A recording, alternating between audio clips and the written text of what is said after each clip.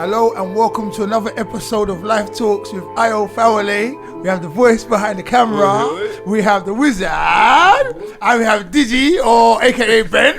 Yeah, what's up in the house, my brother? Give me some. Good to see you. Good to see you. Wow. Why is your hand so big and strong, man?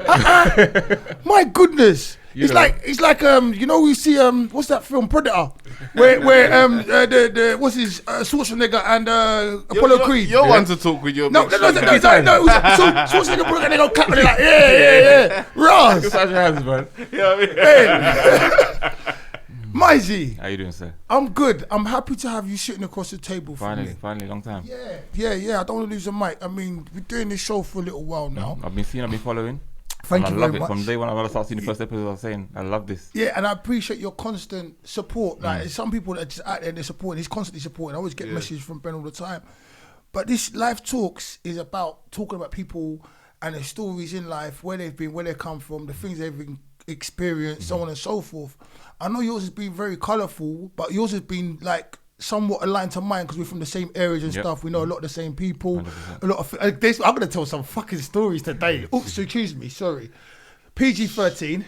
Yeah. Yes, we do have your young lady in the studio. Yes, we do. You're gonna have to forgive me if I digress and swear. I'll tell you what we're gonna do. We'll do a swear jar for you. We'll figure out what the fee is. But everyone, you have to keep count. We'll put something in that jar for you. Keep count, okay? Right. Your dad's the one who's gonna be paying the money, okay? Thank you. Yeah. So because he brought you here. Yeah, like I was saying, we've been aligned a lot. Our lives have been aligned. Mm-hmm.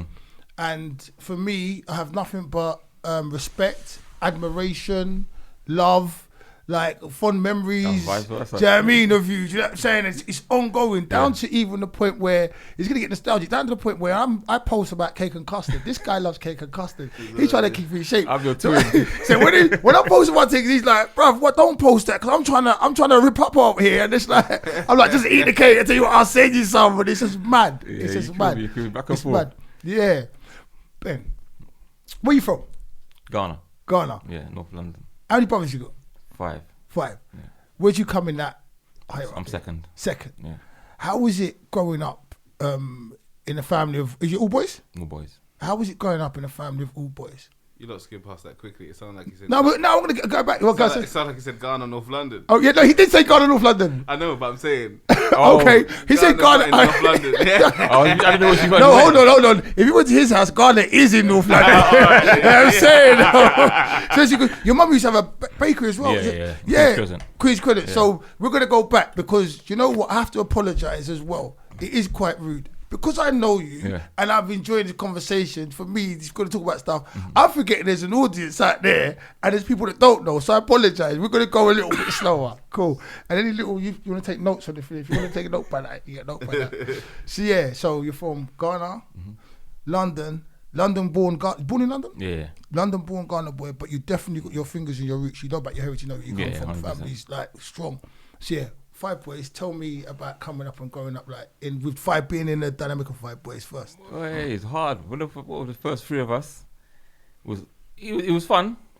Well, obviously come up poor, as we do. What years was that? Like the 70s, the 80s? 80s. I was born in 80s, so like I say from 80s to going on 90s. It's hard times, isn't it? Mum was obviously looking after all 3 of us. Dad cut out. Okay. When we were, I didn't know that. You know. Yeah, Dad cut out from. I was 1. Yeah. Or 1.5. And my brother after me was about... Nana Nana was the oldest. Okay, so Clem. Yeah, Clem after me, he was probably a couple of months old sort of thing. Like, wow. And then, he got up and left. He cut back to Ghana. Yeah. See whatever differences they had, and he said it's too cold. He made a little change here. He wanted to go to Ghana and do his tractor business and blah, blah, blah. So he left. Yeah. So my mum had to come because them times they didn't even have papers. So I can't just... Your mum never had papers? Both of them didn't have papers. So I can't just cut up, the opportunity to come here to make a better life for myself. I've got 3 children under the age of 3 and just up and leave. I can't. So obviously he went, she stayed, and boy, wow, life started from there, boy. See what I'm saying? Yeah, I want to ask you to slow down a little bit because I want to hear this. You see what I'm saying about you think you know someone and you don't know. Do you know what I'm saying? Like I said, I got my love and admiration for you, but then coming up, I have to be honest, like when we was young and said, "Oh, your mum at the bakery," I was thinking, "Oh, why didn't we have something?" Yeah. But not knowing you's going through what you's going through as well. So that's my bad on that. Do you know what I mean? Like I'm just being 100% honest with you. Do you know what I mean? I thought you had it. You was better off than you actually was. Do you get what I'm saying? Than what you're telling me now. It's making me a little bit misty, for fuck's sake. Excuse my French. Cha-ching. Yeah, go on. I see you write it down, you know, Leah. Yeah, go on. So hard times. Mum, you know, working mad jobs, 3 jobs, I remember. Yeah. More time we would be left with a nanny. Like, or like we had a woman downstairs from us. God rest her soul, lady called Jean. Yeah. To look after us and look after other kids in the, you know, in the area. In the area, yeah. So mum would leave us with them, and then she'd go off to work night job, work here, work there. Yeah. And then you know, the social workers come round and knock on the door. You never answer the door. That's it wasn't the 80s. Yeah, I remember those. Your mum's not in. You're never answer the door. Yeah. Because obviously she would work night college as well. Yeah. And she'd go to do her bakery courses at night. Yeah. Wow. And she used to be a nurse during the day. So pick us up from school, you know, cook for us quickly, cut back out, go and work, and then leave us at night. You know, as parents sometimes do, they got to do what they got to do, sort of. Yeah, thing. they had to. They had to. Back in those times, they had to. Even now, like you say, parents have got to do what they got to do. I know you're a good dad. I know you're a good dad. I know when you have children, you'll be a good dad, right? But some people just don't do what they're supposed to do. It's not in their bones. But in those days, like our parents went through so much stuff. You know that generation that came over, but they went through this, like, what you call it, being like taken out of your own home. I don't know the right word for it. Taken from your own, displaced. Then you're here. Then like sometimes like the men were leaving the women leaving the men. You were children. Then you got to do this whole society, then racism, then getting the money. It was a lot. It was easy. It could have been easier for someone to say they're giving up rather than going through. But so many parents persevered and done a lot of things for us. You know what I mean? Well, basically next to nothing. Next to nothing, and dealt with stuff that people would like crumble under the pressure of now. So I would just like to say, like, God bless your mum. God bless all of our mums out there. Bro. That generation that came as well, because they made some serious champions. Yep. See what I'm saying? Some serious sacrifices as well. Yeah, they made some serious sacrifices for us, man. And it's like that's why. It's a good thing, not bad thing. You are a testimony to that because you appreciate it so much. So you've gone up to be a proper man. Yeah. As far as I'm concerned, you get what I'm saying? Not knowing how you're supposed to be as a father, not knowing how. No examples. No examples. Nothing to look up to. You know, my mum was my mum and dad. Yeah. So obviously looking at. Well, just growing up, not having that, how to treat women, how to do this, how to do that. You didn't have that guidance. No one. Obviously, you follow your brother. Yeah, or the people on the road. Or people on the road. That's exactly that. Yeah, because the people that taught me were the people on the road. It was probably stemming from you. What I took my role models from what I could find out there. My dad wasn't around as well. Exactly, it was a lot, but I just never, and he wasn't there at all, so I just never knew him. Yeah, same here. So you get some good ones, you get some bad ones. You know what I'm saying? So coming up with your brothers then, how was that? Did you find solidarity in that? No, we were all close. Obviously, we have our little fights here and there. Yeah. Like, mad stories, but we have our little fights here and there. Tell me a story, man. Tell me something that we don't know. We don't know a story about you. Obviously, coming up hard times, innit? So everyone had the attributes about them. I'm just probably the crafty one. I'm the kind of man there. I'm going out there. I'm going to go get what I got to go get, regardless, because times are hard, innit? Yeah. I'm always the one probably bringing police to the door. So you, Yeah, I'm the trouble. And you was always like, butter never melted in your mouth, bro. You'd think, but I always know, and that's the ones that go on. So I'm coming up hard, you're hustling, you're doing what you got to do, washing cars back then in the 80s, knocking on doors. But it's a happy childhood. Yeah. 100% happy childhood. Even though we had nothing, but it was good. Yeah. My mum made do what she had, like food was always there. Yeah. You know, the garments were a bit off, Man, I had to like paint the night tick on the trainers and then one's there. Yeah, seriously. It was hard. I want to hear, because you digressed, I want to hear a story about either you or Nana or Clem or something that went down when you was younger. And I'll give you a story. I'll give you, want you to give you a story first? Yeah, go on. Oh, I'll give you a story. But my little brother, we was in the house, my mum was out working, like you saying, like she had, back in the days they had these picture frames and stuff. She had a picture frame, but it had glass on it, right? And me and brother was playing in the room. She told us, don't play in the room with the ball. And she told us. I was going to ask you if there was a ball involved. She warned us, don't play in the room, don't play with the ball. We're ramping. I've got loads of stories. ramping, right? So I threw the ball at my brother threw the ball at me. I threw the ball at my brother threw the ball at me. I threw the ball at my brother threw the ball at me. I ducked. It hit my mum's prized picture.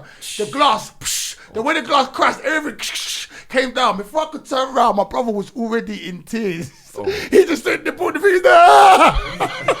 He knew what time it was. My mum wasn't even in the house. Oh my God. My man was crying so He felt it already. He felt the licks. My man crying.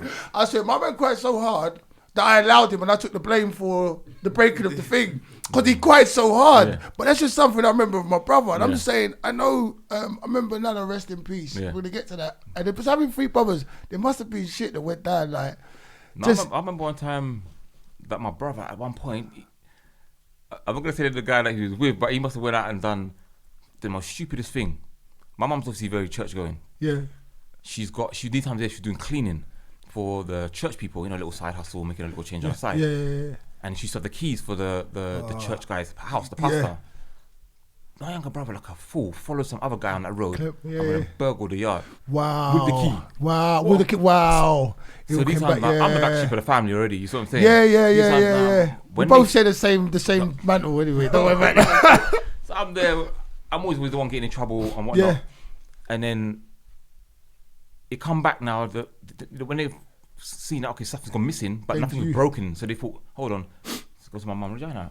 Your sons, you know, has any of them gone into the house or come with you to do any of the work? She said, no. A couple weeks later, the pressure's getting, you know, on. My mum saying, the house is burgled, they didn't know anything about it. Is a lot of money taken? No, I think they just took some sweets and some stupid shit and some nonsense stuff. But stuff you probably noticed, I don't know, like maybe, I don't even know if there's money involved, I can't remember what it was, but actually might have been money involved, probably a little bit of money, whatever. And then I end up taking the blame for it. Yeah. Well, she's blaming me anyway. Yeah, of course, because you're the black sheep, you get it straight away. I get it straight away. I can imagine. Just I never thought you should get in trouble for everything. I used to get bad, boys. Even to this day, I was saying, I'm still the black sheep of the flipping family. Like, nah, he wasn't. Listen, I was. So there. I end up taking the blame for it. To this day, she still thinks like it was me. Wow. And it wasn't me. And can we never admit to it? Never mentioned Don't worry, this interview will vindicate you. If I'm watching this show, you know, and I don't care, because I know Clem, and they said the truth will set you free. So, mommy, please forgive Benno. I was saying, well, see, we are just trying it. Yeah? We're just trying. Man, I took the blame for it, boy, yeah. So, and obviously, his name's clean, innit? His name's clean, but yeah, I used to take the rap for bare things. So, like, life back in the 80s and coming up and not having stuff, how do you think that shaped you for what we're going through today? Made me appreciate, made me know when to knuckle down, when to sort of make adjustments. So when things are good, things are good. When things are not so good, I make adjustments. Some people don't know how to adapt, but I know how to like tighten my belt when it needs to be tightened.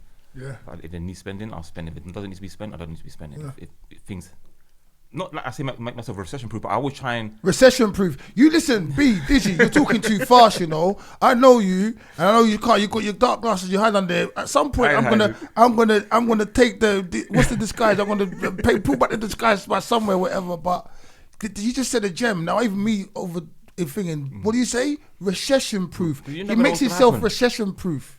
Yeah, that's serious. I put myself in a position where you don't know what's gonna happen tomorrow. So I said tell people, let's do this or let's do that, or you never know what's gonna happen, blah blah blah blah blah. And bear man, growing up, we've all grown up, and sometimes I used to see things before they even happen. I know. People, that's why my name from Digi. They call me Digi because I used to always see things before it happened, and the way I got the name was because I was the first one off. I used to always get away, and then it became a thing where I remember older guy Sly from West London, pick him up. Yeah. I know. I think I know the cat still. He named me Digi. He said because they would say, you hear sirens, you hear this, we've done a robbery, whatever we've done. Yeah. And sirens are coming. I get a sixth sense. Nah, something ain't right, I'm gone. Yeah. Nah, you always Digi, man. Why you always ducking out? Yeah. And every time I duck out, I'm right. Then I'm on the cell, 3 days later on front line, don't see no one. Bro, what's going on? When you come out now, rah, you were right. Boom, we got you for the money. And I always got away all the time. So wow. That's how the name come about. And it's even to this day, I see things before it happens, and I've been telling man, people still don't listen. So I say to them, look, guys, let's do this or let's go do that. Yeah. People don't listen. 20 years later, how did you get to this stage? I told you. Back then I said, let's do this. Yeah. Let's go this way. Yeah. Nah. I'm gonna do this. I'm gonna do that with the girls. Them and bro, forget all that. We've done all that. We've had the fun. We've made the money. We've done the jewelry. We've done all that. Let's start doing something a bit more positive and let's stay away from what was the product of our environment. You know, I was never, I'd say 100%. Certainly I'm 100% road, but I would say. I never saw you as road, bro. The things around me made me the way I was. Yeah. Obviously not having much. You're not having I always have to go work hard, go hustle, go work in a market store, whatever I have to go do to make money. Cause I don't get no pocket money from my mum. go to school, kids had everything. I want to talk to you about that. Talk to me about that. What was you like in school? So did you have this sixth sense when you was in school as a younger man as well, and the foresight to see how things are changing or see how you can manipulate your environment to your benefit? Because I believe it's been in you all the time. Like I know you. I remember did we go college together? Yeah, North Westminster. Yeah, So you from 16, 17 when I started. Yeah. You know what I'm saying? And like I'm saying, you was a bit of a dark horse then as well, but on the money.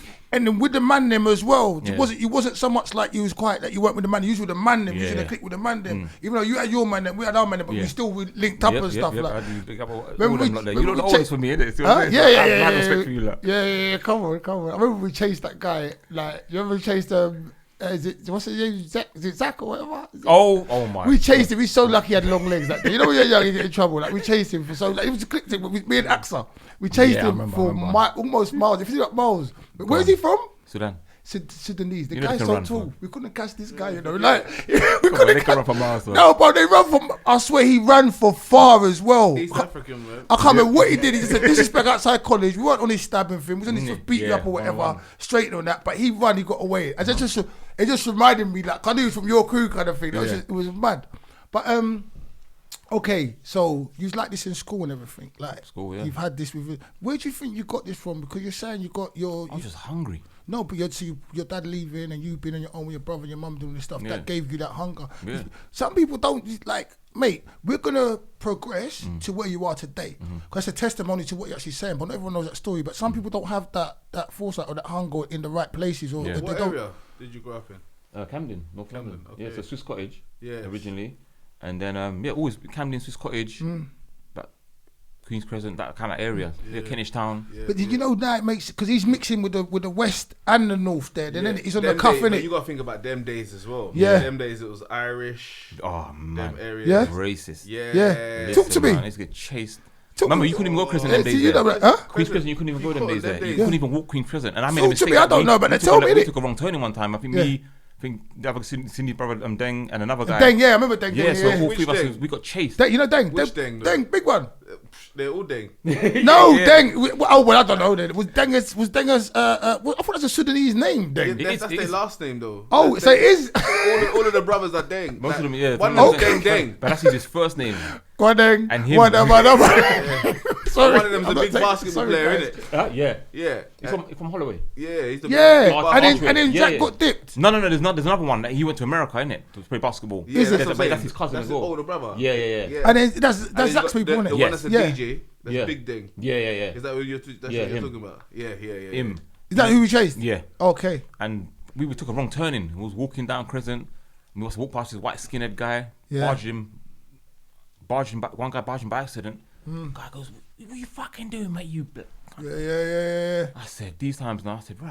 So how old are you? These times now, we were like about 17, 18, 19. It's 18, 19. Yeah. We were just going about business, but we thought we were heavy back then, innit? Yeah. We didn't know what area we was in. Yeah, it was eating, but we didn't know how to. Yeah, exactly. So these times we must have been walking, and then he goes, "Oh, mate, watch. We're coming for you." Shut up, you little pussy. So we had a little stand-up, little scuffle thing. Yeah. Cha-ching. Yeah, we carried on walking. He must have went off and went to local estate. We'll just hear them, "Oi, you black cut." We turned around. I just see maybe about 15 Too many of them. And I just hear, "Ching." I just saw swords like this. Wow. The way I just cut, I turn around and cut for my life. You know when man them just grabbing onto each other, trying to get in front like. Yeah. Wow. Bro, man was just, I was running for my life. I know he's scared of my life. I was running and these breads were just coming. I just see things. You know, you hear the wind. Yeah. Running. We got into some estate. We didn't even know where we was going these times now. So we ran up the stairs, got onto the first floor landing, got the second floor landing. We run into a dead end. Like, so you know the estate, so you go around, so you come up the lift bit or the stairs bit, they've all come up that way, so there's no way out. You've gone round, you've gone right to the doors, you've got the little fence, the balcony thing. Yeah. Turned around, nowhere to go, they're all behind us, shouting this and that, coming towards us. I just see Deng just took one step back, he flew over the flipping... Jumped over the balcony? Second floor. Just boom. I'm like, nah. Yeah. I'm not getting bored. I just... Yeah, you jumped over, yeah? You just flying in the air like that. Yeah. Wow. No, I don't know. I've never flown in the air, bro. I haven't jumped off nothing like that before, G. Drop, nearly broke my ankle. Yeah. I see my man just standing there still like, so yo, we like come, like jump. He's just shooking it because it's high. And he just jumped, back. Yeah. Got up, he's limping. Yeah. They've run back down and said, "Challenge." Nice, yeah, it's not nice. Run. Good for about 15, 20 minutes. And them times, your stamina's weak. You think you're fit in it. You think, yeah. But 20 minutes running. But the adrenaline's going to keep you going, man. God, they were chasing us. My heart was licking. I was sweating. I couldn't breathe. Yeah. You think you're running so fast, but I got to a point where after about 15 minutes, I was running like 1 mile per hour. But it feels like, you just like, and you can see the breath just keep coming. Yeah. Going, man, pulling, man, like, yo, come on, go.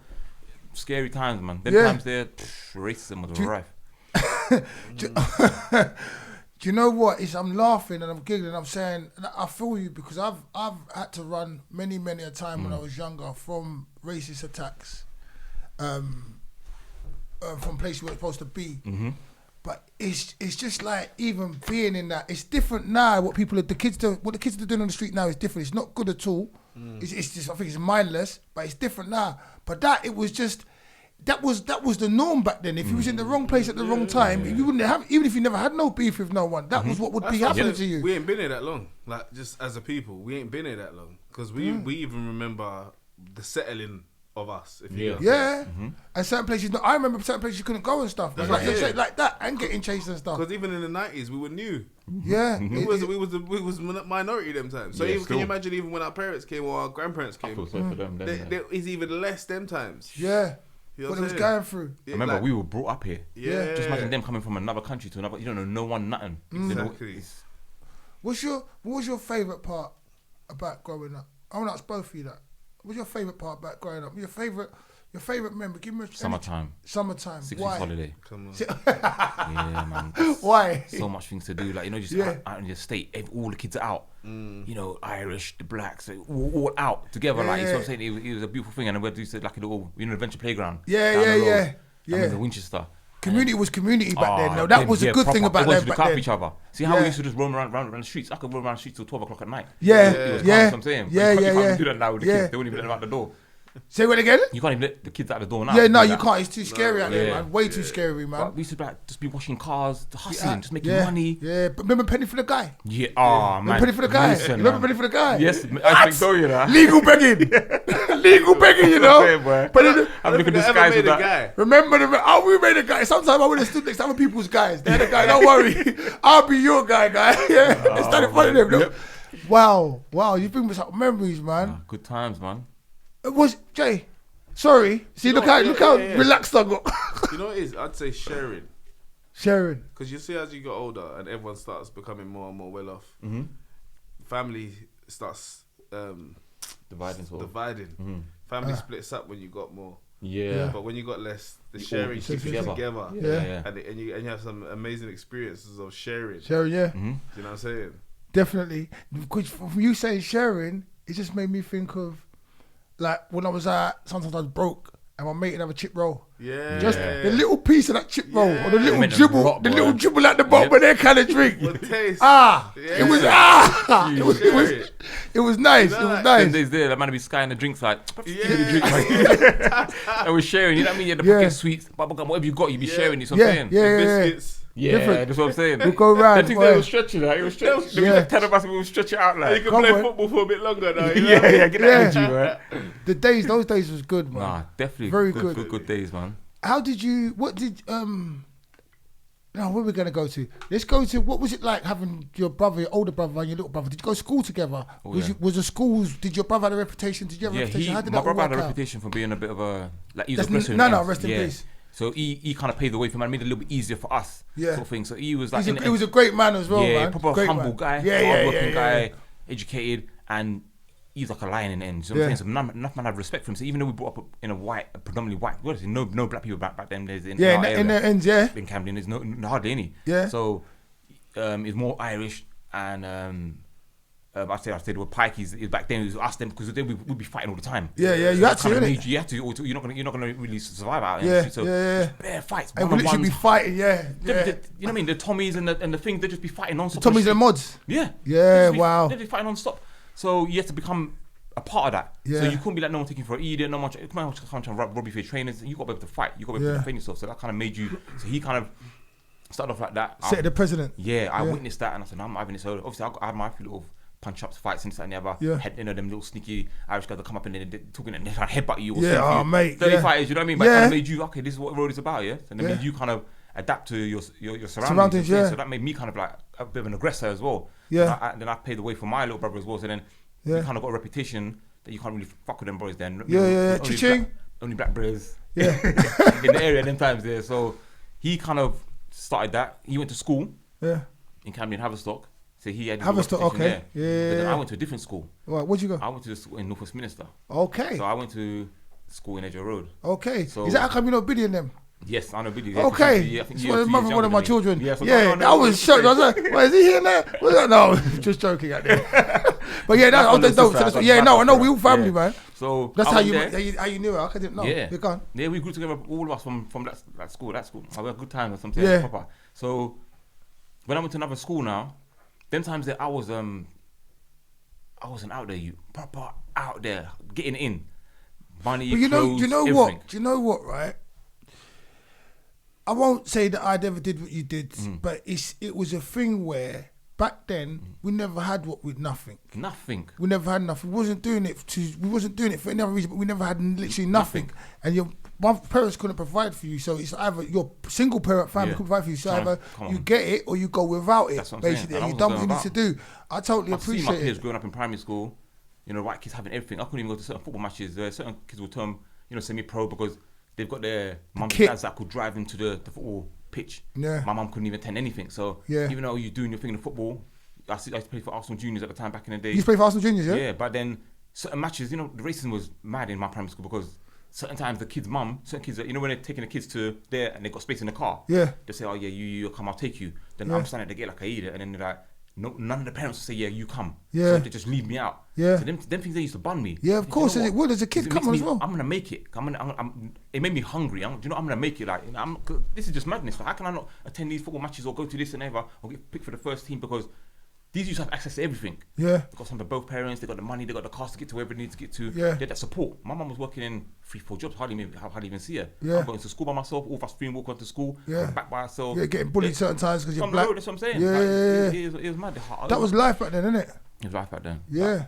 It made me hungry because then I started going. Well, obviously from school days, I was always garms up from young, so people can understand it. Say again. Garms up. No, listen. Let me say that as well. Let me just say, Leah. Say I'm putting you on blast like that. Let me just put you on blast. Your daddy's had swagger from day. I'm telling you, his swagger's been on point as well. Seriously, don't play at all. She wasn't feeling it today. No. Is that what happened? Yeah. You know what I mean? Yeah. Wait for the Sky sponsor. Yeah. I'm saying from Axe and the man, you look over there. We did our thing, but you always look good. Always did your thing. After if I had a hat, I take it off to you still. Them days there was like the Machino days, right? We were spending you couldn't go out raving without fresh garms every rave, but you always look fresh. Always look fresh. All the man them. You done what you needed to do. Done what you need to do, man. Yeah. The funny thing is, when I used to do that, when my brother went to school, I went to uniform school. So I was with the latest garment, but when I went to uniform school, I'm very OCD. My stuff's all in my room. Yeah. My garments all nicely lined up. My Reebok Toffee grips, Reebok Classics, all the colours. Grips, I didn't even know they was called that. That's that jigga thing. Yeah, go on. All lined up now. So I used to go to school, and I used to go to a certain route, 31 bus, and I had to go Kilburn, get another bus to go Edgware Road. So these times now, my older brother, pussy, Nana, yeah. Used to teach my garms, innit? Rest in peace. He used to go to a non-uniform school. Yeah. So my man's busting my garms. He's always wearing my garms that I've got. You paid for, yeah. So one time I'm coming back on the 31 bus, and I look out the window. I see my bare gal on the roadside. And never wear my full off-key suit. Yeah. Mixed jacket or whatever. Wow. So how am I gonna rock this now? So make it look like I was fuming with him. It would look like he's like you're rocking his thing. Yeah, because he's the bigger brother, innit? Yeah. Me and him get a mad beef. Yeah. Pop a punch up. To point one time with a mad punch up going through the floorboards. Yeah. My mum was licking us with a belt to try to separate us. She couldn't even separate us. Wow, I can imagine. Went for the floorboards. Went for the floorboards. Yeah, they're fighting. And the two brothers fighting, bro. I must have went like that, tripped him up. And it was heavy. He just pulled me down with him, and both of us went boom. And I know his brother. His brother's passed away, but I know his brother, and I know him, and I can imagine. Can you just imagine if you bought a Machino suit, bruv? You're talking like how much hundreds of pounds. You haven't even worn it yet, and he's wearing it, and he's rocking it, and the crepes as well. And he's trying to wipe the bottoms to keep them clean, so they're like they mean worn. It would go off, bro. It would definitely go off, bro. But them days, yeah, it would go off. But I don't know if I paid for it. Huh? What's that?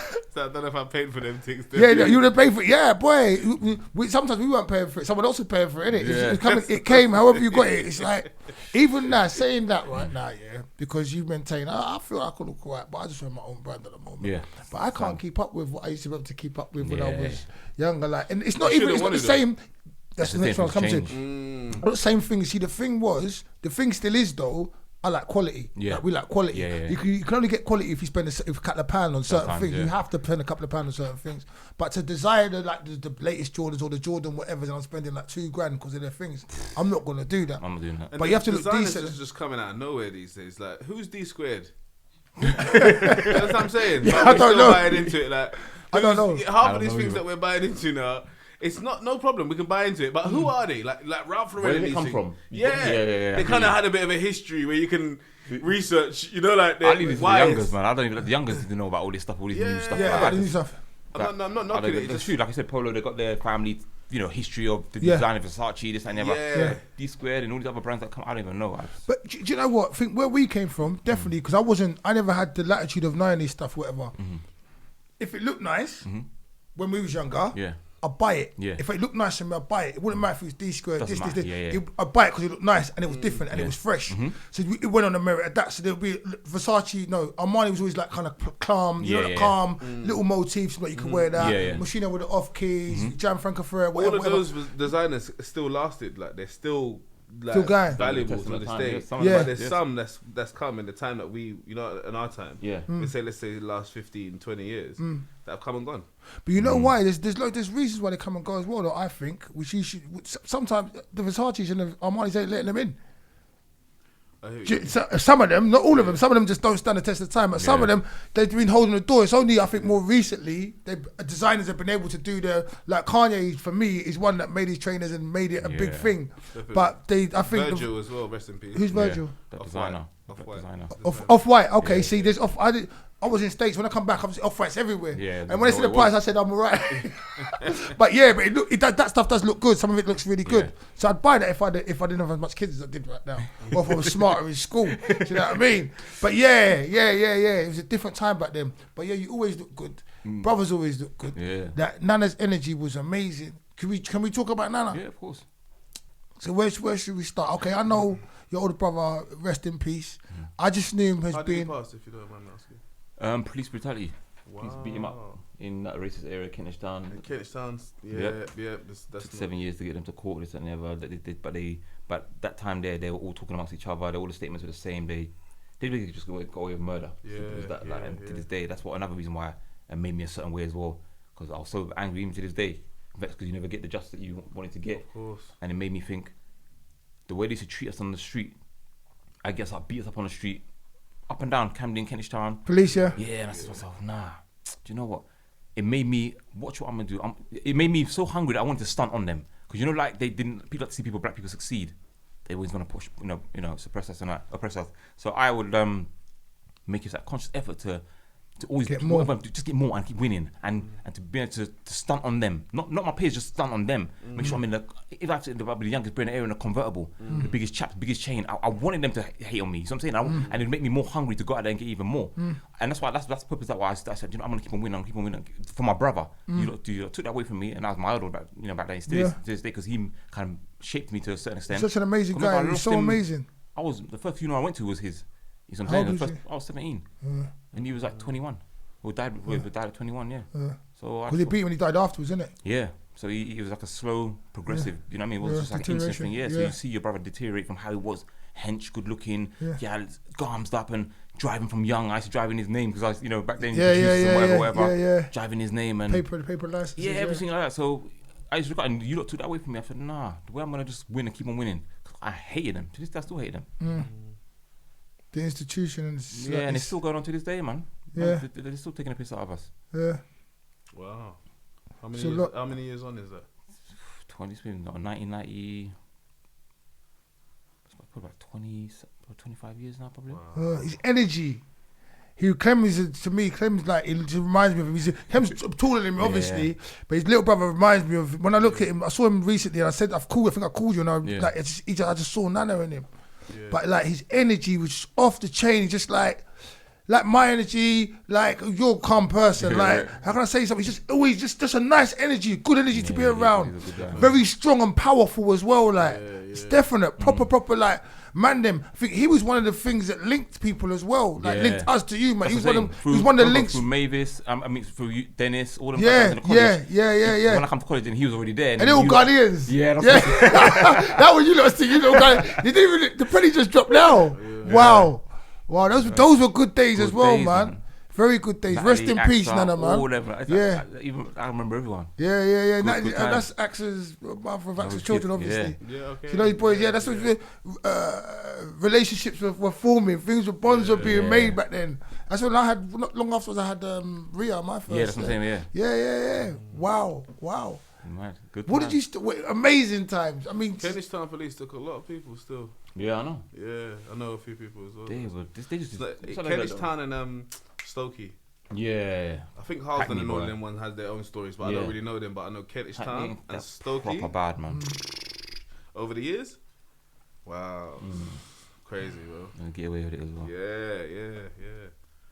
Would you think about how the police force is now? Like the stuff that's going on now, the stuff we see now, because I see a lot of people who, like, there was a lot of racism, a lot of stupid shit back then. Like there was a lot of that stuff. Like I'm not gonna vindicate them for certain things, but there was also, I think, people who had been in the job for a certain amount of time that kind of knew the job a bit better than the people that are doing the things now. Yeah. Like it's like it's almost like trading one idiot for another idiot or one devil for another. I had to put it like that because I've had my problems with them. It's all and agendas, man. This whole thing, it's just I want to ask a question, but then I want to go and say, like, I remember being stopped, like going to a chick's house and being strip searched in the back of a bully van. Because I see something in the paper about them talking about the strip searches recently that's been going on and that stuff. So, do you know, it's a lot. What's changed? I don't know. I think we've got less more black people. More black people in the force now. What do you think's changed? Couple tick boxes. Yeah. What do you think's changed, Jay? I just think how well they can disguise it has changed. Yeah, because I think now you're more accessible to, like, obviously you've got social media now. Social media, cameras, internet, and you can't. And they get drawn out. Yeah, and England's too small. A lot of sometimes because we remember how, like, if you came up in our days, in them times there, we can kind of relate to what's going on in America. But things have changed here. That's one thing I will say. Things have changed here. Drastically. If you come from our time, you will say, things have changed, police-wise and that. Yeah, you know, they're getting taking more accountability. More accountability. You gotta say because of the Stephen Lawrence thing. But even after that, it was still. But then I say that's more disguised. But then you mentioned the child getting strip searched. Yeah. A young girl on her period in school. So, like, all those things there, is something wrong there. A young girl on her period in school because they thought they smelled weed.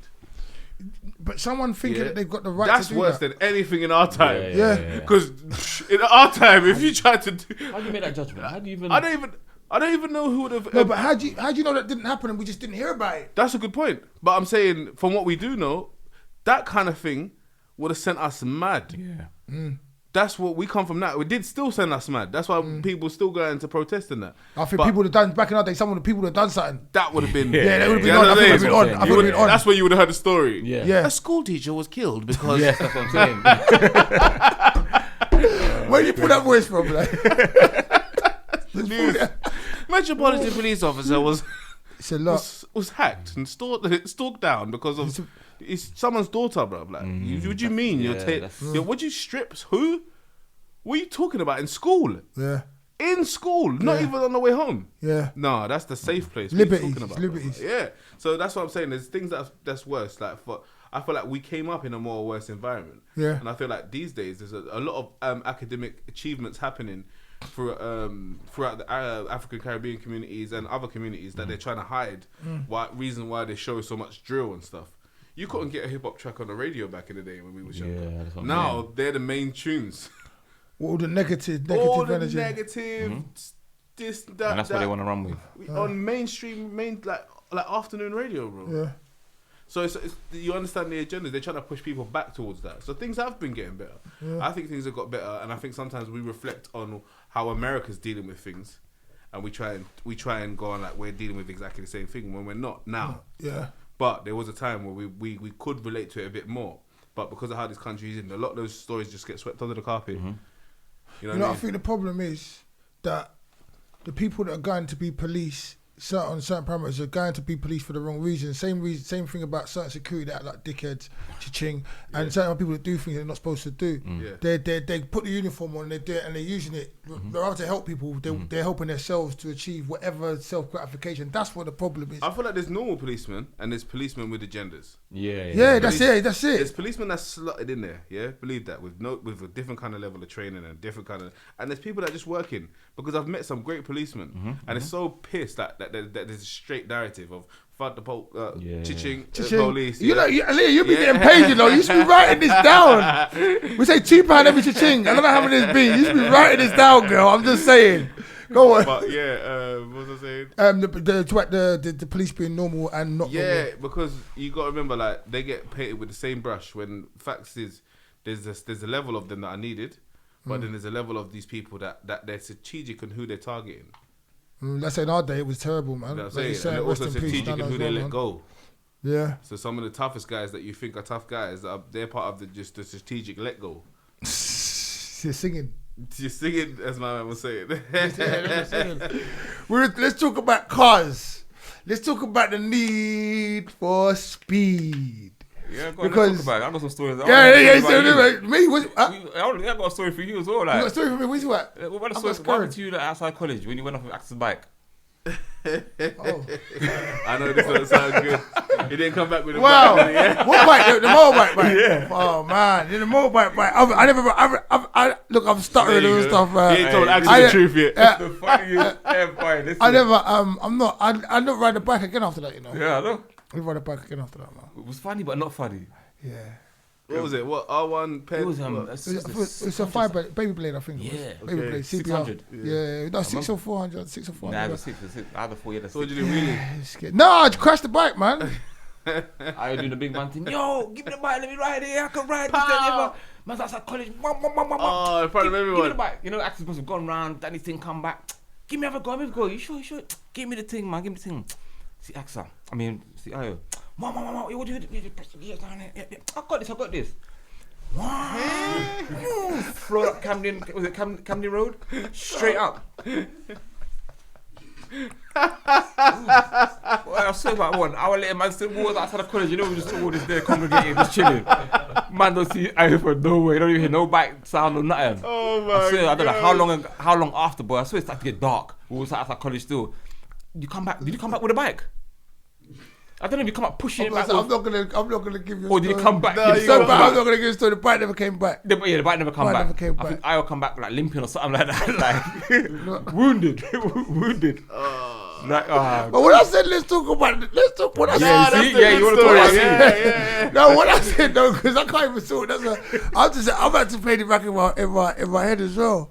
Do you know what? I've got some really good memories of those times. Hold on a second. That's really. I'm not saying. What happened at the top of the road? Well, no, I'm not saying that. No one else saw that part. I'm just saying. Life is a beautiful thing, and you need to keep holding to memories. Yeah. And I've got such great memories of those times between not just that particular memory, but that's just made so much others flood back. And I'm not saying nothing about that. But I can have 6-7 episodes talking to you.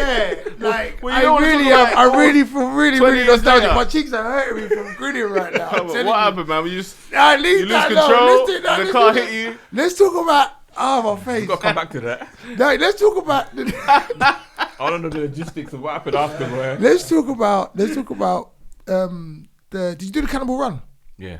Let's talk about the Cannonball Run. Let's talk about your love for cars and bikes. It's because I just after that I never got on a bike. I don't like bikes no more. I'm scared of them. It's the truth. I'm not. I will never ride a motorbike again. That's it. No, that's what happened, didn't it? If you want to know what happened, that's what happened. I will never ride a motorbike again. That's what happened. That's what. Yeah. Closure enough for you. Listen, no more bike riding. Everyone's first time with the motorbike or moped, the throttle. That's not a little bit. Sorry, take your jacket off. What's the matter with you? Release them guns. You don't train for nothing. Come on, man. You don't be in the garage on the bike, doing this, pumping the weights. I got you. You can't even get the arms out. Looking good. Yeah, no, but you see, the first time you hit a throttle, we've all got a funny story from the first time you try to ride a motorbike or a moped. Yeah. No, this wasn't the first time I tried to ride it. Okay. This bike cost money. We was all making money various ways. Mm-hmm. We were standing outside. Back then, I was a lot younger than I am now, so it was all about profile and that as well. So flossing and doing this and this. Yeah, and like. So let's just. But the best part of the story is ride a bike. You didn't crash in front of the college. That's what I'd have been grateful for. I would never ride a bike. I was waiting for. He was going like, and in front of everyone. But you at least got out of the view. You supposed when you leave, you're supposed to come back the way you leave. That's all I'm saying. And that's it. I never came back the way I left. I'm gonna say it one more time for those who didn't get it back. I will never ride a bike again. Jeez. Not even as a passenger. Right. Where was that? Speed. Yes. You have a bike though. Yeah. You still ride bikes. You love speed. I'm in awe of that as well. I respect it. Cannonball Run. You like machines and stuff. Like, let's talk about Cannonball Run. How was it to do that? Because that's like a dream. That's like a dream thing, isn't it? You know Cannonball Run?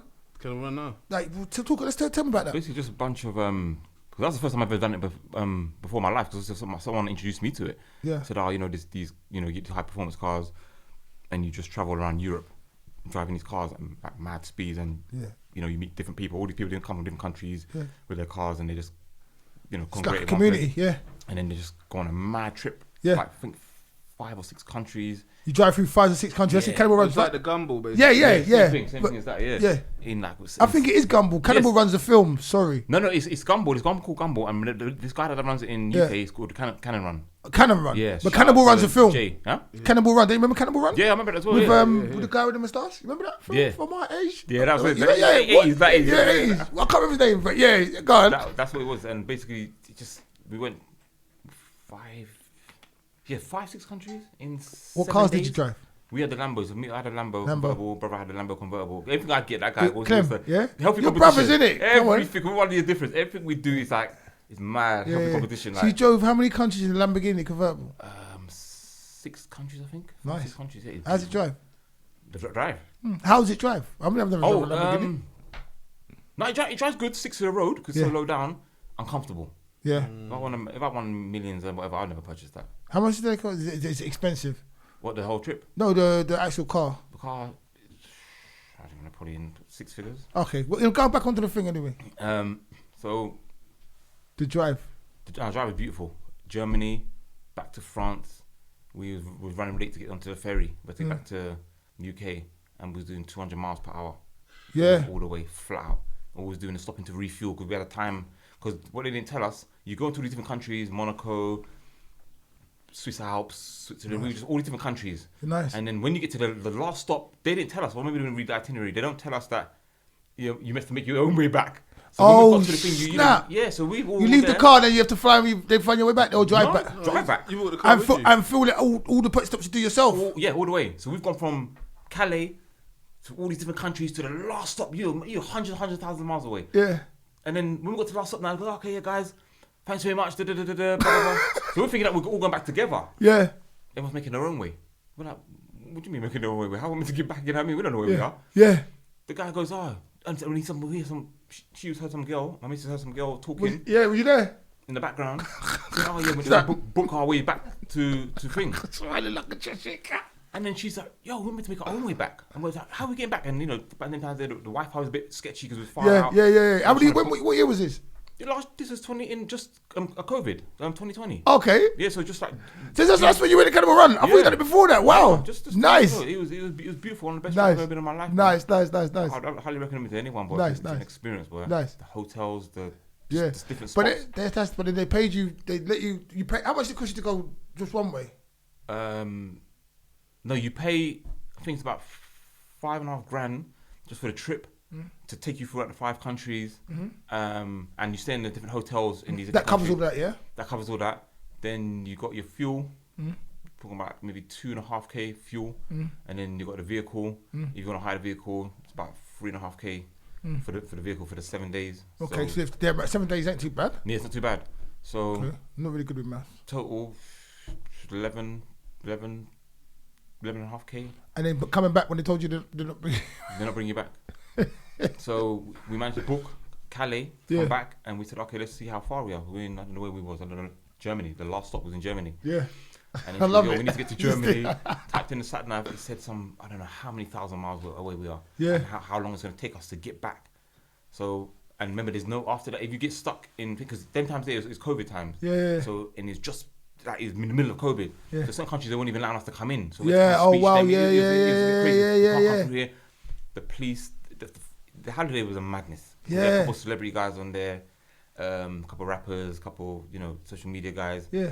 And it was just a bonkers holiday, man. Because there was fights, cars got smashed up. Yeah. The locals come smash Lamborghinis. Wait, what country? In France. Why? Some guy, because they're the noise. They don't like the noise. So we're coming through. They're not even revving up. The French, you know, they just French. get. Wow. They had a convoy of about 20, 30 cars come. Yeah, of and course. Just cruising through. One guy standing on the edge of the road. Some guy, they're speaking in a language. No, but I don't know what to about. Some of them like. Sacre bleu, put that in there. Exactly. And then one guy picked French up a big people.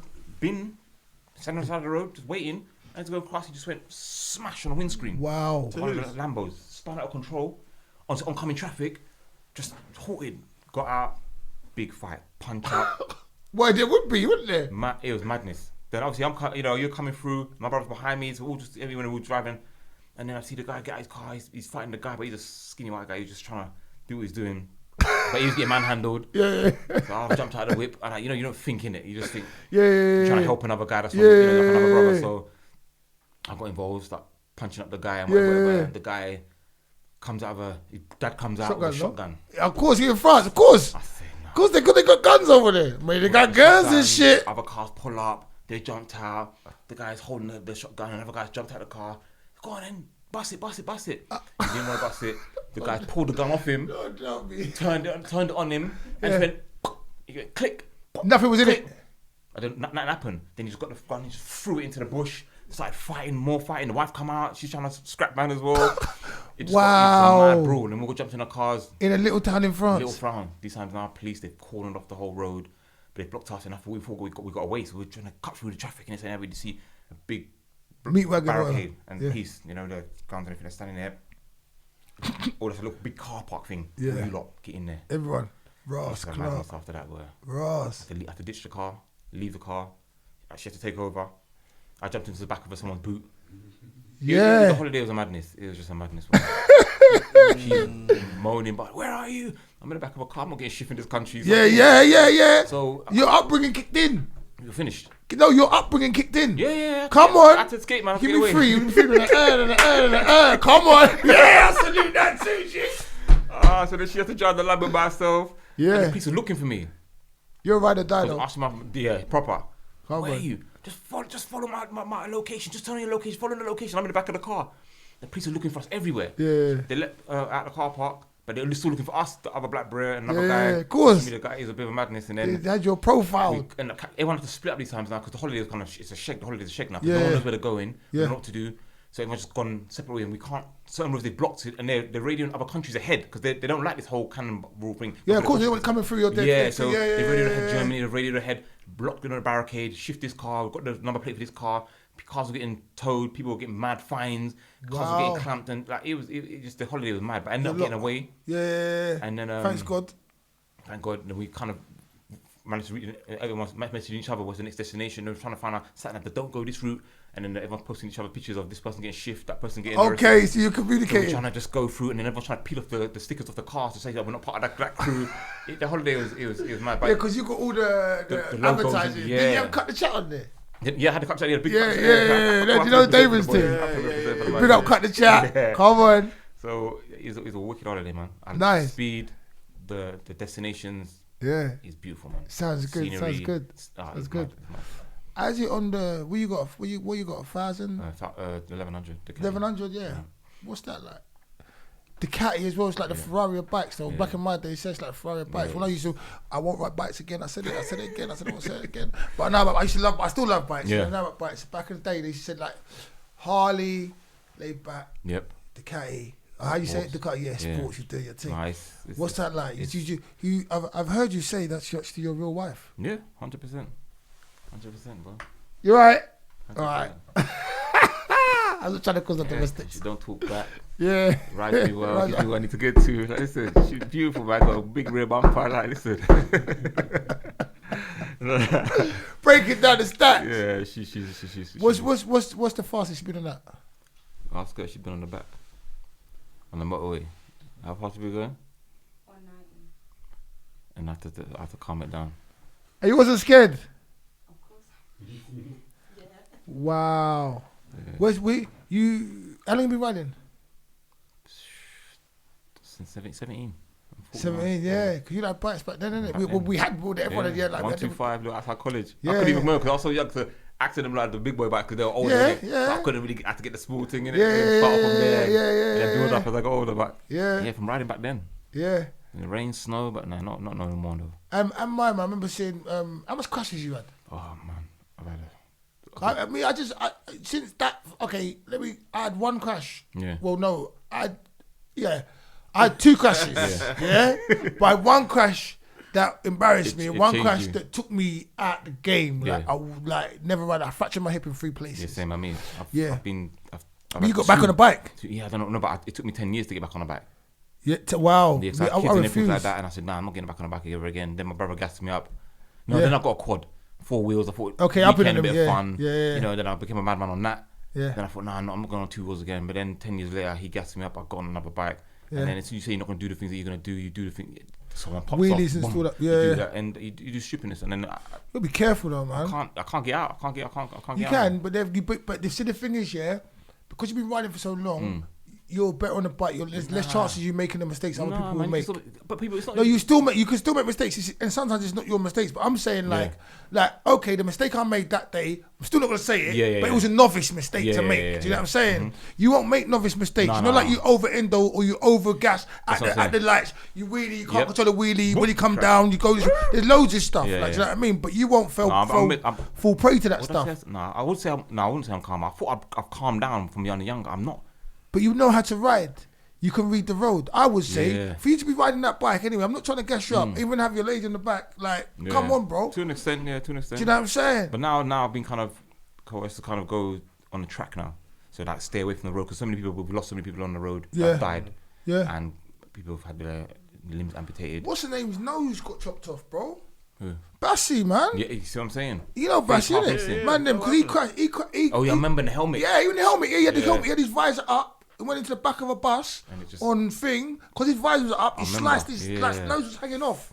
He's got stitches. When you see him, he's still got stitches. No, I've seen it. I didn't know why. I didn't know why. Yeah, you got big man like big Raymond Pickett, big guy like proper man from the manor. But he's walking with a walking stick now, man. Remember a guy called Picky from South London who was riding back in the day. He's in wheelchair. Yeah, wheelchair. Yeah, he does films, doesn't he? Picky. He did films, I used to ride with him from when I was young. He used to get us Carnival and he used to set precedent from back then. See what I'm saying? But split second and this it's a wrap. And he was a rider. Yeah. The next time I see him in the wheelchair and I said, yo. Yeah. But he carried on doing his thing and, I love that guy, man. Yeah, no, I've got love for Picky too. I think I've done some work with him. I don't know what I did with him, but I've got love for Picky still. Yeah. But all that riding, I've got no love for riding bikes. I do like speed. I do like nice cars. I see you driving a lot of nice cars as well. And nice cars. But I want to talk about, because we're going to get it in, that thing Digi that you said, that gives you that foresight. That was what made you go into the career you're in? No, my brother made me go into the career. You're a big one? Yeah. Because he was doing, sitting in college, he's doing like engineering, them times there. And I still didn't know what I wanted to do because I'm on, I'm the black sheep of the family. I'm just like Stop saying that. You're smart. And people didn't know how to channel your intelligence and your strength. Let's say that we're gonna take because black sheep. That's a good thing. You're the black sheep, but being a black sheep is a good thing. Maybe you're so. smart and people don't know how to channel your intelligence. Yeah, look how you're standing right now in front of us or sitting right now. You know what I'm saying? Yeah. So I'm gonna put positive affirmations. Yeah. We're gonna rebrand that. I kind of followed him. Yeah. And then I kind of channeled in a different way. Like he was doing more engineering and it's more of you could do so many things in engineering, but you have to kind of tailor it to what you want to do. But then I think I was doing GMVQ engineering at the time and I loved it. You got to be quite smart to kind of do it. It wasn't easy. And then I'm not the most academic guy out there. So I'm saying. I was gonna say you got to be kind of smart to do it. I'm not that guy. It's good. So I had to kind of like them guys could just get everything like that. It takes me a bit of time to get certain things. You know what I'm saying? Yeah. So I always kind of struggled. academically, because I've always been a joker in school and always messing around and never. So I thought I've got to kind of be serious now, but because he was more of a serious guy. Yeah. And he's gonna go to uni and he was studying this, studying that. So I was walking past one of the classes one day and I just see all this electrical installation stuff, all these white guys doing stuff on the board. I said, right, what's that? That's what I want to do.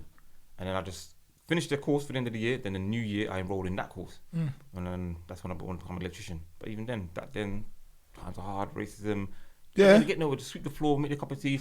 Yeah. It was, yeah. You know, even though you had those qualifications, you go certain places, matter. they wouldn't let you do nothing. I know what you're saying. It's always back then, you know, like you're the Terrys and the Johns, you know, you want mates, you want to sweep. Yeah. They'll bring all the... And they had it on lock. That's their game. Yeah. Obviously now the Polish are taking over and that, you know, but back then... It still it was is, just pure English. You know what I'm saying? So they had all the guys just come in. So me, I my brother, as we studied on courses, all the black brothers that done the course, no one get a job, couldn't get really looking. So half the time, some people left and went to do that, work in job centre, work in different jobs. Yeah. No one actually, I'm the only one that persevered, and I'm, you know, to this day I'm still doing electrical engineering. So it worked out for you, though. It's a good thing. Yeah. That thing, because we speak about that having a trade and the lack, because that was the difference between the blacks and the whites back in the day. The white people would tell the kids, go and do this, go and do that. They kind of took down on having a trade when we was younger as well. Huh? Yeah, that's what you say. They made us not want it, like it was shit. You know but what I mean? But it's definitely something that I'd bricks, push 100%. bricks and mortar, painters, decorators, they're working. Electricians, they're working. Carpenters, you're working. Plumbers, you're working. Huh? You can travel with it. I can go to any country in the world. Any country in the world. Anywhere. Because you know, like England, their standards of everything is top notch. Yeah, education-wise, once you got a piece of paper, you can go anywhere, because the way they do health and safety in this country, you can't even do a job without health and safety. So everything set here is the president is high. Standards, standards are high. So when you go elsewhere now, when I go to when I walk around certain hotels I go to, I'm like, man, dude, this is dead, man. You know what I'm saying? So it makes you can see the holes there. Yeah, but yeah, it's a good thing. You know, have you ever, because I know you anyway, you must have anyway. No, I know I would. I was saying for the last guy, because if he's never language, I'd be like, if I had his skills, I'd do that. If I had your skills, I'd be like, looks complicated, that doesn't. Have you done that for you? What is that? Have you ever had like a time where you've seen something, you know you could do it like that, but you've given them that? I'm not trying to get you in trouble. Yeah, I have. You know what I mean? I have. Sometimes, you know, some people... No, I've gone to a job. You see me post certain things. I've posted that I've gone in to do a job. They've called me and I've charged a call-out fee. That's a standard call-out fee. Yeah. I've gone there and it's something so stupid they didn't even put the switch on. Yeah. Like, I'm not going to tell them. So I posted it and I laughed about it. I said, yo, this is what's happened. Yeah. Boom, boom, boom. Why didn't you just do this? Boom. Yeah. It's common sense. Good stuff, man. I said, I'm getting paid for coming to do that. That's my trade, innit? Yeah. That's it. So good stuff. Yeah, it's good times, but it's bad times as well. Like corners. The confined spaces, dark places, rat spiders, all them kind of things. Remember, you rewind dust. I couldn't do that. And I remember I got a phobia of these things here. So yeah, I me didn't too. know how I become an electrician, to be honest, because certain places that actually, like, you knock down a ceiling, you just see dead mice or I can't take it. But yeah, but you can eat. You take it though. Yeah. Do you know why? Yeah, I'll just drag her along and make her put her hand in the holes there. That's what's up. It's a family, man. Love that. Love that. Let's talk. I want to talk to you about now. I love the fact that you done wanting to trade. What about your other brothers?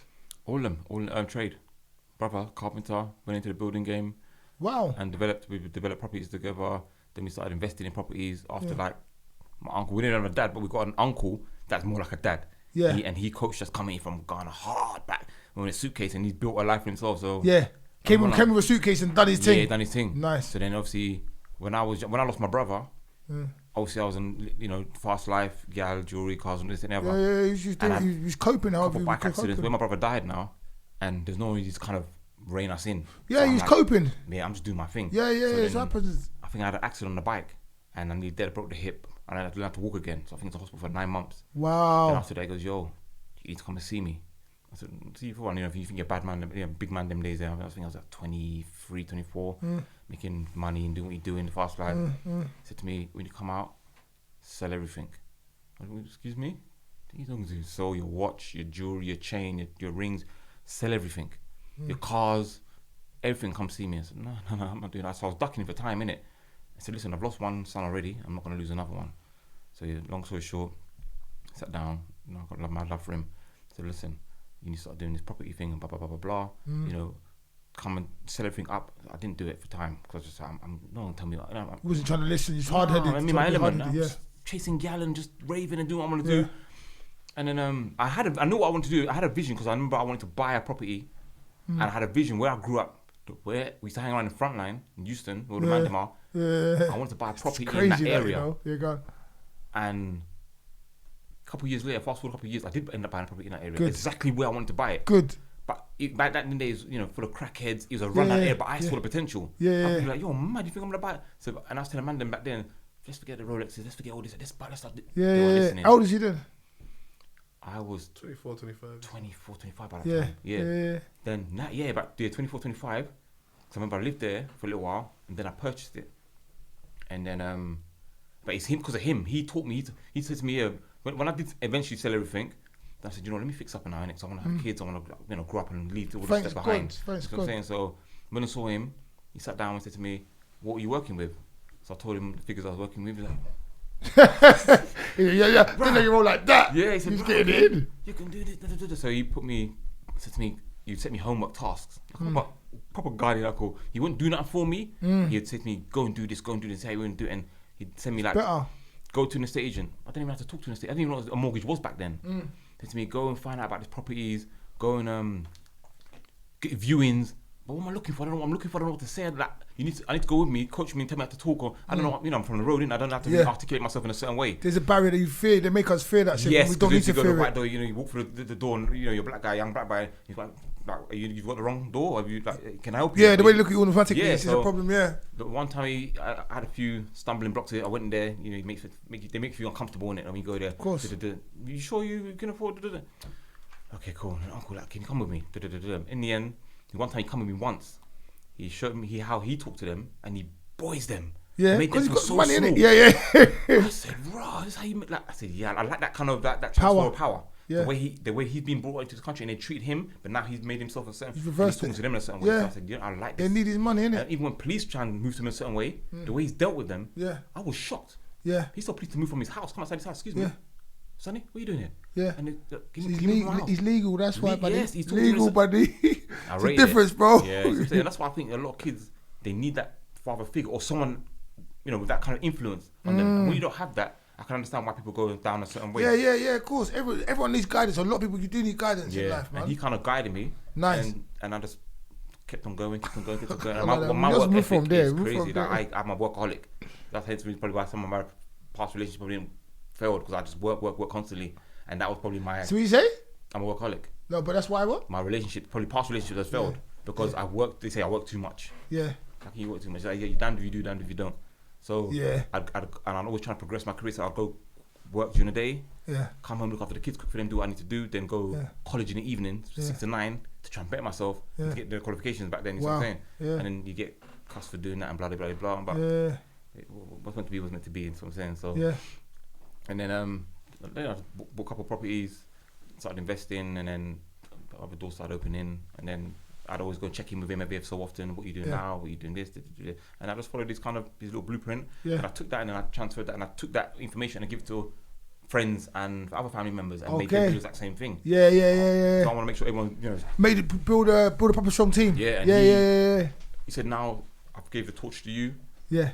And I've done that with my cousins. And everyone comes to me. No, even people watch it, bare friends be like, do you know what? Because of my man, I've done this. Because of my man, I've done that. It's and good. now look where, you know what I'm saying? So a lot of people listen, a lot of people didn't listen. You see? But even to this day, 25 years later, people still call me now saying, yo, Digi, and I still say, this dude, try this, try that. So, it's nice.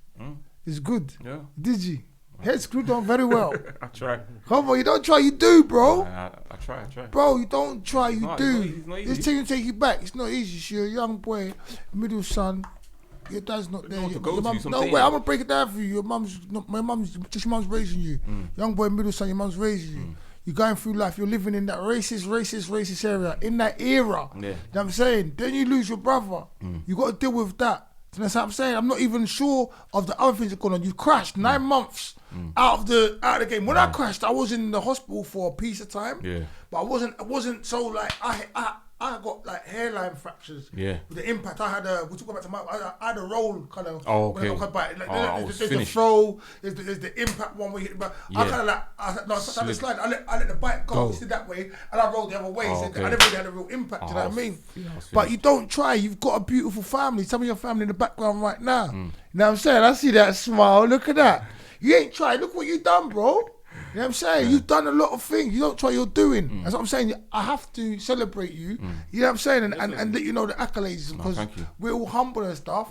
And then that's even separate from my personal, like, my whole intro, admiration, love you. You know what I'm saying? The things we can't talk about on the camera because, you know what I'm saying? We have to change the show to like, I don't know, don't talk about life with Fawole. Yeah. You know what I'm saying? And Ben Digi. But yeah, family. No. Family's really important to you. Yeah, 100%. Because they never dad, so yeah. I thought what he did, I ain't gonna do. Yeah. So and it changes, makes you different. It makes you different towards your kids, make you different towards. Because I don't want them to do gone through what I went through, or we want to be that positive role model in your child's life and grow them the way you want to grow them, have that input. Yeah. You know what I'm saying, but like I said, you become a product of your environment because you get raised by the man from the road, innit? Because your mom's at work. Yeah. And you get to You have to do. Yeah. That's what I'm saying. So and that's what it kind of become. So, but then, the question I wanted to ask you now: how do you raise your children, but still give them the strength that you had coming up and growing up? Like how your uncle said, "Okay, go and learn it. I'll give it to you because I know you will benefit, but you have to learn it for yourself." And it's like everyone is different as well. It's like whatever. It's a random question. I'm saying. Yeah. Basically, I'm saying, what's your parenting style? How do you make it happen? Strict, very strict. Yeah. Fun but strict. You don't want to play with me in terms of that. I'll just say one and that's it. As simple as that. Like I don't have to say two, so you say three. See how my mum. Can I just say something, please? The way you're doing, because you're doing in the background. The way she just went. Like that, yeah. That was lovely. You're so adorable. You're beautiful. You know that. Nieces, nephews, that's they good. Know not to even play with That's me. good. I don't play games. I don't talk. Like there's a fine line between being your friend and being your daddy. So I'm saying. So it's a really thin line. Don't play with me. So I'm saying. We have fun. But don't cross the line. I don't tolerate disrespect. I don't tolerate no nonsense. Everyone, do what you're supposed to do, and I won't even trouble you. Do your chores and make sure you're humble, you're respectful, keep it moving, integrity. Certain things that I have, how I've grown that I want them to be, I instill that in them, and they're doing fantastic. Yeah. I can't see why they wouldn't be, like, but what I'm seeing here, I know they are. But go on, explain. Grades, let it down. 10-10, the way they speak. I don't want to be man them. I don't want to be girl them. I want to be the way they are, the posh people. Like no, you know what? Sorry to cut you. I'm gonna let you finish. Well, it's not even posh, but you're right. It's like what you're saying. Be able to function in the world that we live in, and that's what it equates to. That basically when we came from, but it's just being able to function, walking at a stage and off the cuff and know their power, and know how to talk right, not take away anything you say. Yeah. So that I can't fault. Even kids and whatever. Whether you're with the previous partners in the past or whatever. Great job in terms of them raising them in a certain way, and they still have my input as well. But in terms of the kids, the way they've turned out, 10-10 all of them. Good, 100%. Good. I want you to, for the live, just to give a piece of advice to anyone coming from where we came from. Do you know what I'm saying? Because the people come from where we came from now, but it's a different place, but they're still coming from where we came from. Do you know what I mean? And just any advice you could give them for life, and it's just for out there, any of you living life and wanting to achieve something in life. Please, from the heart. I'll say one thing: don't sacrifice your happiness for nothing. Me personally, and for anyone coming up now, if you're not happy and something don't feel right, get out of it. And in terms of going for what you want to go and get in life, I'd say go for it. You can achieve anything if you just have that, that mental attitude that I can do it. You can do anything. And obviously, doors will start opening for you. If you have that self-belief, you can do anything. I feel like I can do anything. You know what I'm saying? So anything I try and touch or put my hands into, it turns to gold. And people will that are witnesses to that. Yeah. So I just have that strong mentality, and I try and give that to others, not just myself. Anything information I get, I share it, and I just give bare, advice, support. I'm always there to support people, no matter what they're doing. Podcast, whatever, anything I can do to help someone, I'll go out of my way to help them. You can call me 3 o'clock in the morning, I'll answer my phone and I'll help you if you're in need. I'm that kind of brother, sort of thing. I've had people call me up just the other day, I'm not saying no names, but people we know, relationship advice, money, finances, things that they need help with, come see me. Yeah. I've always gonna have time for people. Even though I'm a busy man, I always try to make time for people. But in terms of advice, if you're not happy with something in a situation, you have the power to change it. You have the power to change it. 100%. Cool. And then I think I'm going to take, even though you digressed a bit, I don't think you did digress, because to be happy and everything, you have to make your environment happy. Yeah. So making your environment happy is being that man who you was talking about, being there for your friends, being able to be people to call you up and speak to you, being able to share the fruits of your labour with the right people and congregate and have that family and that unit. Because without that, without the right team, without the right family around you, what is life about, really? No, I'm not selfish. Yeah. No, but what is life about? For me, what I'm saying as well, Digi, you epitomise on certain levels what life is about, what it's supposed to be about. Family, you got your family close. People, you got them close. Food you want to eat, you share. Yeah, kids, you take care of them. Do you get what I'm saying? Yeah, 100%. So like, I'm saying you're here right now in life. So I don't even I don't want you to say not to defend yourself. I'm trying to say you got a glow. You got the Bruce Leroy glow. How about that? Let me give you that. You know about the Bruce Leroy glow? How about that? Let me just stop it. You know what I'm talking about, right? Yeah, you got the Bruce Leroy glow. You got any questions before we wrap up today? No, just if anything, where does he see his whole career, life going from here? Any new plans? Just excelling the business, and getting other people to sort of, do the same sort of things that I've done, or anything that they need help with. I'm there to help them. So there's other things that I want to do, but I want more to help other people as well. Yeah, you know what I'm saying? Yeah, help the family grow. Yeah. I want to ask a question. Do you want to come and say something? You shy? Yeah? All right. I allow you. Cool. So then that's Life Talks for me. Digi. Stories for years. You got a story? Yeah. Me and you. You know what I mean? I think that's why he's trying to end it abruptly. I was like, right, that was an abrupt ending, you know what I mean? But I don't want to tell them. You don't want you to bring out no more stories. Yeah, I don't want to tell them because I know the stories. I'm not gonna lie. I'm a bit scared because I don't know what stories you're gonna bring out. That's why I had to and I feel my cheek shaking again as well. I think we got enough. I think we've definitely touched some people's lives today. Definitely. I've definitely learned a lot more about you than I knew before. You know what I'm saying? This is the first time I'm meeting you. It's a pleasure to meet both of you. You know what I'm saying? Big up yourselves. And this is your immortality now. You know that, right? Once it's pressed and printed and put up there, it's there. Go back and watch it. Are you sure you don't want to come on and say one quick thing or say hi on the camera just next to your daddy? He'll be there forever. You could just come and give him, come and give him a hug or say anything you want. A high five. Sure? Just to stay in the background. Yeah. All right. I like you. Remember that's a Lee in the background though. We'll document it for you, yeah? Give me a little wave still, you get me? Cool. I'm sorry. Pleasure. Keep doing what you're doing and the team, man. Love it. Strong ass hand, man. Shit. Thank you.